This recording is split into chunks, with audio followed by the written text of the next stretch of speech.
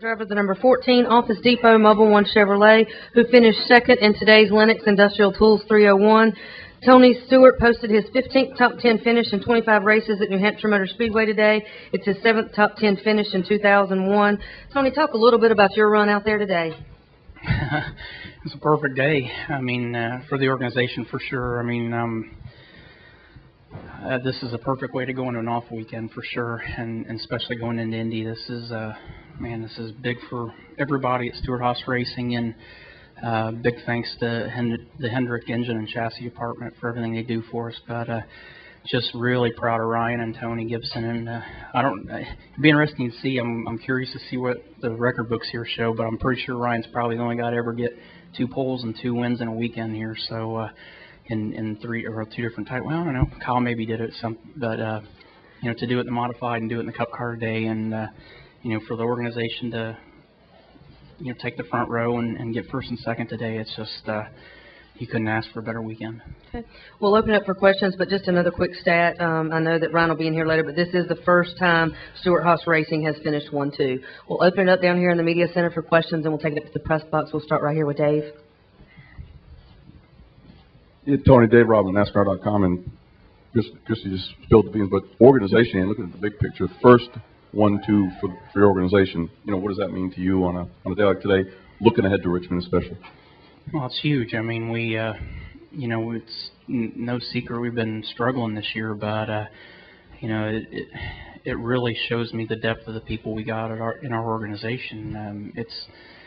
It's been one of the weirdest years as far as just weird things and bad luck happening to both of us that, you know, our guys at our shop just keep plugging away, and they keep working, and they keep their chins up, and that's probably what I'm the most proud of. I mean, it's easy when things are going right, but when times are tough and you have a day like today and you see how your organization battles out of that's what, to me, shows the character of what Stewart Haas Racing is about and what our people are like. So, that's probably what I'm most proud of in the last 2.5 years is how we've come from the first half of the season to a weekend like this weekend. Okay, our next question will come from Mike, and then we'll come back up here to Steve. Tony, congratulations, by the way. Can you just speak to the overall sense that you guys came into this weekend, and how maybe you got encouraging signs when, you know, Ryan wins the pole, you guys have pretty good productive long runs in practice, then you finish, you know, qualifying second fastest. What kind of sense did you go into this race? You know, what was your sense how it would turn out? Well, obviously, you know, getting our first and second qualifying efforts. I mean, that's the first time that we've done that as an organization, and that puts a positive spin on the weekend.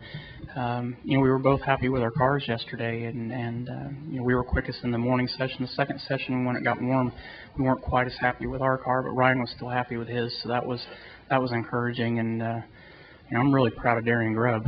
Honestly, you know, they told him yesterday he's got pneumonia, and he's sitting there battling through a weekend like this, and you know, never missed a beat on the box today. And you know, when you're feeling good, it's really easy to lose focus and lose concentration. And I'm really proud of what he did today. I mean, that was a tough day and a tough weekend for him, feeling bad, and you know, but it just an awesome job by everybody. I mean, it's you know, Ryan's been spot on all weekend, and Tony Gibson, you know, everybody's just done a great job working through the weekend together.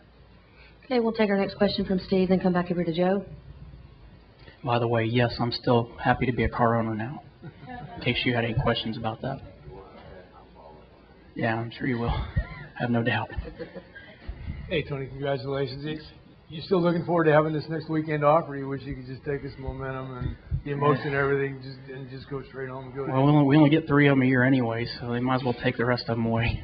But it doesn't really matter. I mean, it's good and it's bad. I mean, it's good because you want to go back to the track next weekend and keep going. But you know, at the same time, we get to ride this wave for 2 weeks, going into a really big race for us. So you know, it doesn't really matter either way. I mean, it gives us time to you know, the good thing for Ryan's team is it gives them a little bit extra time to get ready for the chase now, and you know, it's hopefully that'll lock them in and you know, make sure that we can keep those guys there. So hopefully it'll give them time to get prepared, and you know, it's a good weekend for us, gaining a little bit points-wise, and you know, we'll just keep digging on our side.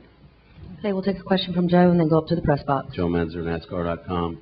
Are you going to stay up here? You got to be so happy you're going to probably stay up here for the owners portion of the press conference as well. This is the owners portion of the program, just so you know. It never ceases to amaze me how much of a rocket scientist you are. Yeah, thank you very much. I'm just honored to be in your presence. As a guy who's pretty witty and likes to do, you know, use sarcasm, maybe you should understand that was a joke.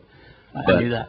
Yeah, maybe your jokes are better, but they definitely are better. There's no doubt. I'm pretty sure we'll take a poll and it'll be overwhelming. Okay. Well, I'll get some of my friends together. We'll see. Okay. You talked about this a little bit, but you know, how fearful were you that Ryan was going to run out of gas? And can you just talk about the fine line that he's walking? Because had he run out of gas, it could have really damaged his chase hopes. Yeah, definitely was a big risk for sure. And honestly, I didn't know.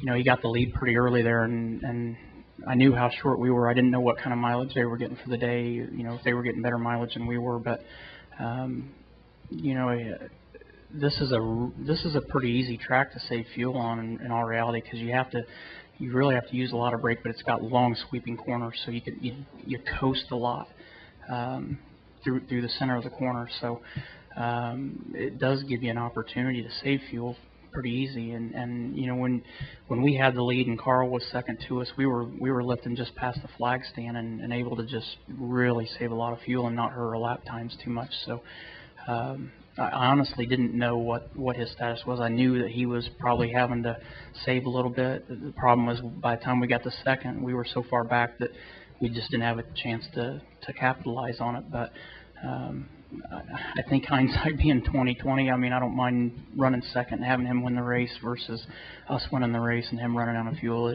This is a much more gratifying weekend for me. Okay, we'll take it up to the press box from questions.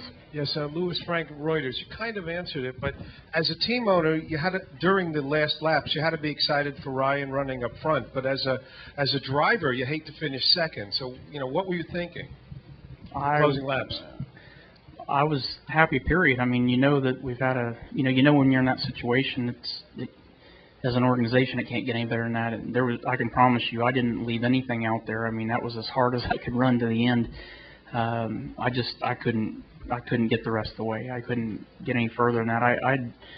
I got in a period where when I caught Jeff Gordon, and I think he was running 4th or 5th at the time, that I got to his bumper, but I couldn't really do anything, and I ran about 3 laps where I just kept slipping the rear of the car and just got the tires hot, and I basically just had to back away from them and run my pace again and just let everything cool down. And then we made that second charge at him and were able to get by him and then keep marching forward. But the problem was to do what we did to get to second.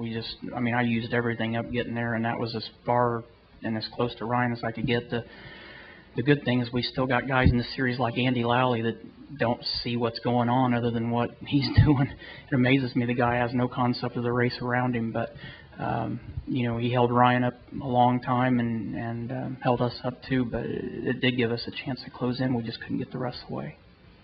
Any other questions down here? Okay, we'll take one over here from Dan, then go back to Mike, and then come up here. Dan Gellison, the Associated Press. Tony, where are you as far as a competition director? We don't have one yet. Is there any closer to? When we have one, we'll let you know. We're still working on it. I mean, we're working on it. I mean, we're not looking for a competition director. We've been doing that since we let Bobby go. Thank you. We'll take one from Mike, then come back up front. Tony, when you went to Victory Lane, what were your words to Ryan? I just told him I was proud of him. I mean, I told him I was proud of him. It was a great day for our organization and a great day for the Army. And, you know, Colonel Krotz was here, and he's retiring after 31 years of serving our country. So, you know, couldn't think of a more perfect day for him to be at the racetrack. We don't get him at the races every weekend. So, you know, to have Colonel Krotz here and you know, get the U.S. Army Chevy in Victory Lane, that's an awesome weekend, and that's an awesome way to, you know, you don't want him to go into retirement, but knowing he's going, it was a perfect way to send him off. Okay, go ahead with your question. Yeah, Tony Cameron from Radio TAB in Australia. Very hot conditions in the grandstand where we were watching. It's just a fantastic event for us to come over and see. In the car, the heat I know Marcus said on his scanner that he was cramping up a lot. Did you have any problems with the heat actually affecting your driving and your concentration? My feet were hot all day. I mean, we got a guy that's going to get an earful when I get back to the garage there, but, you know, we raced at Eldora last night, ran the Kings Royal and with the World of Outlaws sprint car, and I got to sleep at 5 o'clock this morning and was up at 8:30, so, you know, I feel like we're pretty fit right now. I mean, I don't have a big workout program like some of these other guys do, but I'm pretty sure we're race fit with all the racing that we're doing on the side. We, you know, it was just a hot day, but we didn't have any problems inside the car. I mean, we're used to it. We do it all the time. Thank you very much, and just from us too, it's fantastic from Australians to come out and see you guys race. Thanks. Next question from Dave. Tony, what was the key element in the way the race played out strategically today to get your car to be so good at the very end? I think we had a strong car all day. Just, you know, at the beginning of the race, track position was pretty big, and you know, we stayed out. Both Ryan and I stayed out the first 3 stints of the race. We ran the same left side tires 3 times. So, you know, by the time that Ryan and I finally started fading back, we were doing it together. But you know, we just couldn't believe that we could stay out that long on lefts. But we had a strong car, and we knew we had a strong car all day. I mean, at the beginning when we got the lead, we were just, you know, we were running a pace that was comfortable to us. You know, when we were running with Ryan there and the 2 of us drove away, you know, we were running a comfortable pace. And you know, like we said, when we got later in the race there where, you know, Carl was second, we were able to really take it easy. We knew we had a good car. It was just a matter of, you know, I was surprised how good our car was at the end of the day because we really didn't change much of anything during the race.